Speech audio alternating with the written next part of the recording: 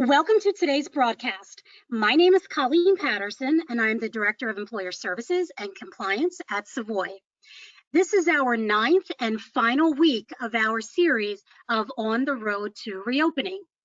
Over the last few weeks, we've talked a lot about the importance of a digital presence, including how to get started and really what to focus on when you're creating or even implementing your plan for your agency.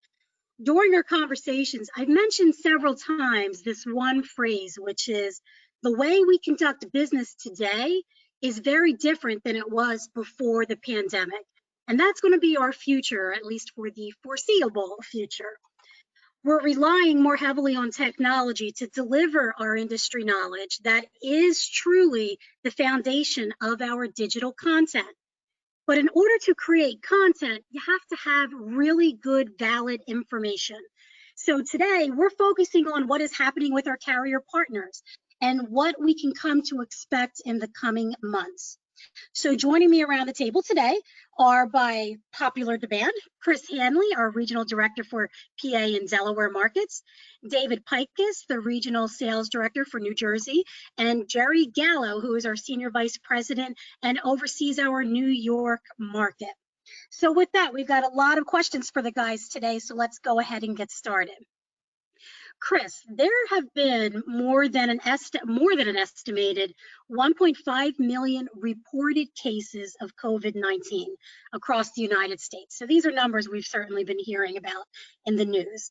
The majority of the individuals diagnosed have not been hospitalized, and they've actually been self-isolating at home. Previously, we had discussed that healthcare utilization overall has declined. Now that we are 6 months into 2020, of which almost 4 months are during the pandemic, what can brokers and employers expect regarding premium increases as a result of COVID? And how are medical carriers continuing to help plan sponsors keep their members on the plan? Well, Colleen, thank you. First and foremost, thank you so much for allowing me to participate today. Regarding how the effects of COVID may affect the 2021 rates, well, I would say the short answer is it probably depends somewhat on geography. Of course, places like New York were hit much harder than places like Philadelphia or Delaware. But secondly, overall, if I were to make a general statement, I believe the initial effect on the 2021 rates due to COVID may not be as much as we might normally expect. 2021 premiums will be based on claim expenses over the 12-month periods ending June 30th, 2020. But remember, importantly, carriers can refile rates for policy renewal dates in the last 3 quarters of 2021. So, regarding the initial rate filing, only 3 or 4 months of COVID expenses will actually go into factor into the base rates. Additional factors that may mitigate the effect of COVID on rates would include insurance regulators. So I think we all know they're the ones who approve the rates. They rarely include one-time events in base claims. So if COVID is considered a one-time event, COVID will not have as big an effect on 2021 rates as we may have initially imagined. A few other things, hospital and physician offices have suffered large losses because of fewer elective surgery, office visits, lab tests, and those types of things. This may actually outweigh any increases from COVID-19. Statistically, COVID-19 most severely affects seniors and the poor. I guess ironically or interestingly, those claims are often paid by Medicare and Medicaid and therefore won't affect the employer-sponsored premiums. Lastly, I would just like to add that increases in unpaid premiums due to layoffs or bankruptcy could, in my opinion, have a real adverse effect on rates. But fortunately, carriers, as we all know, are required to have substantial reserves for the unexpected, such as COVID, which really gets to the second part of your question, Colleen, which is how are medical carriers continuing to help plan sponsors keep members on the plan? Well, the best thing I can recommend is for our partners to go on our Savoy Associates website and look at the homepage. From the homepage, what a person can do is click on the COVID resources icon and then click on the carrier guide that is being perpetually updated. The guide will show you what specific carriers are doing to collaborate with employer groups, really to keep employees and their dependents on the plan, and also how to make paying the premiums less painful under the current circumstances, which of course we all know are stressful. So, Colleen, it's a long answer, but in conclusion, while I can't predict what the rates will be in 2021, I'm cautiously optimistic that COVID-19 will not be a substantial contributor to the calculations, at least for the first part of 2021. And of course, in large group, Savoy is always here to help negotiate the renewals. So thanks, Colleen. Thanks, Chris. I think that's so important because when this first happened, everyone was certainly anticipating, oh my goodness, the impact to renewals that we're going to see the second half of the year would be traumatic. So this is very helpful and insightful. So thank you. David, I wanted to ask you about telemedicine because it certainly seems that COVID has accelerated the telemedicine revolution and really has forwarded that revolution by at least a decade, is what most experts are saying. Mental health benefits and employee assistance programs are also gaining interest. What are health carriers doing to help with access to care for their members? And do we see this trend continuing and even expanding? Thank you, Colleen. I would very much agree that the pandemic has brought telemedicine to the forefront. Telemed and mental health telemedicine has helped members get the assistance they need in a very difficult time and help facilities focus on COVID-19 treatment. Carriers have waived or reduced copays during this time, and this, along with the pandemic itself, has helped pave the way towards this greater utilization. In addition, providers and facilities have increased their capabilities to accommodate this influx. Quite honestly, I see the trend continuing, but copays need to remain low to incent that participation. In addition, communication campaigns must stress the availability and the advantages of telemedicine in a post-pandemic world. Thanks, Colleen. Great, thank you, David. And I would agree. I think you're absolutely right that part of the job is that we have to continue to keep people accessing those benefits, and that's certainly driven by cost. The other thing that I wanted to speak to the gentleman about today is really what employers are also facing when we're talking about reduced costs. So, Jerry, in a struggling economy, one thing's for sure is that employers are certainly under more pressure than ever to reduce their costs. Often this means something like a reduction or even a change in their benefit program. And if history is any indication, in a struggling economy, carriers certainly get creative to help plan sponsors weather the storm. Are we hearing of any product changes from the carrier community? Well, Colleen, thanks again for having us today. And I'm definitely happy to share my thoughts and my experience with some of this employer pressure that's been going on. And that employer pressure to reduce costs is putting pressure, obviously, on the carriers to get more creative. Unfortunately, there's been a lot of wait and see.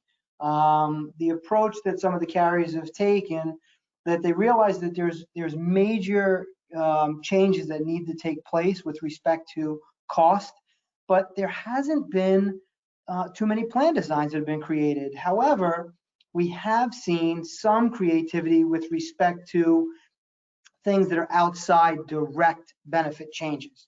So let me start with number one. How important is a provider network to some people? And in the past, many groups felt that that was paramount.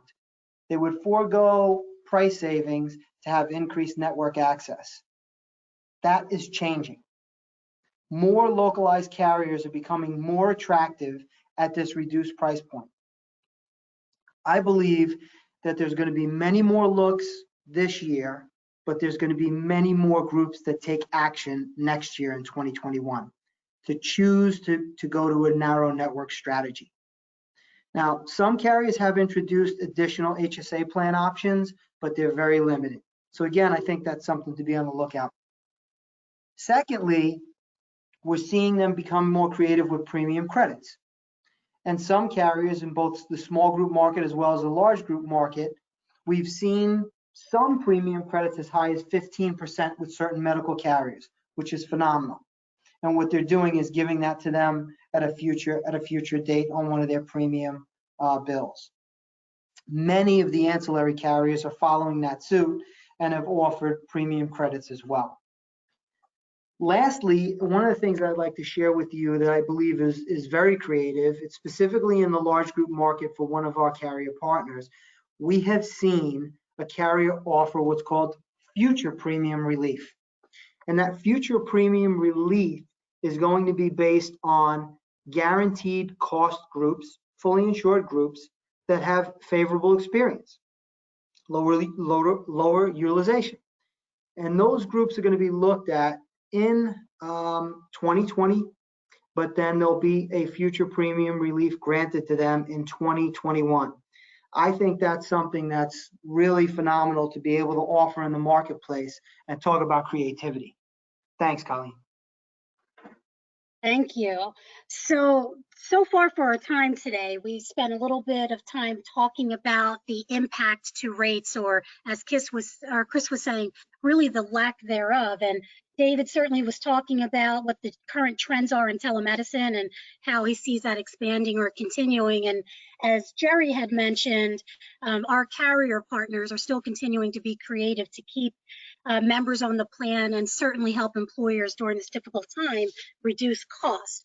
But I do have one more question for all of you gentlemen today.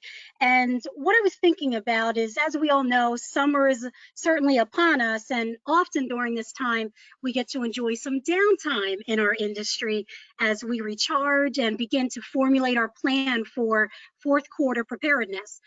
I'd like to take a few minutes, though, and ask each of you, what do you suggest our brokers could be focusing on during this time for a successful third and fourth quarter? And Chris, I'll ask that of you first. Okay, that's a very good question, Colleen. And if I were to think about this, what I would say is take the time, while it's a little slower, to surround yourself with strategic partners who can help you be the comprehensive consultant employer groups expect and demand from us these days. It seems we have to be part benefit broker, part compliance expert, part payroll and HR and wellness experts, and I'm sure there's other things I'm missing. It's nearly impossible to know everything about everything.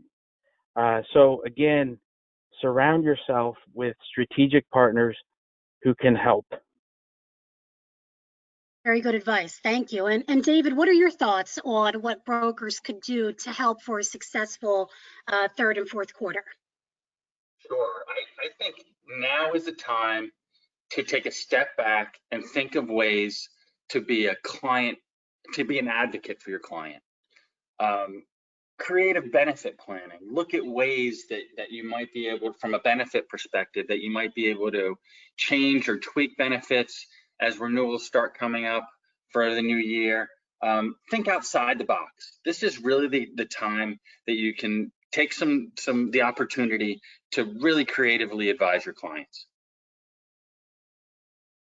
Thank you. And Jerry, what are your thoughts as well for brokers focusing on a successful third and fourth quarter?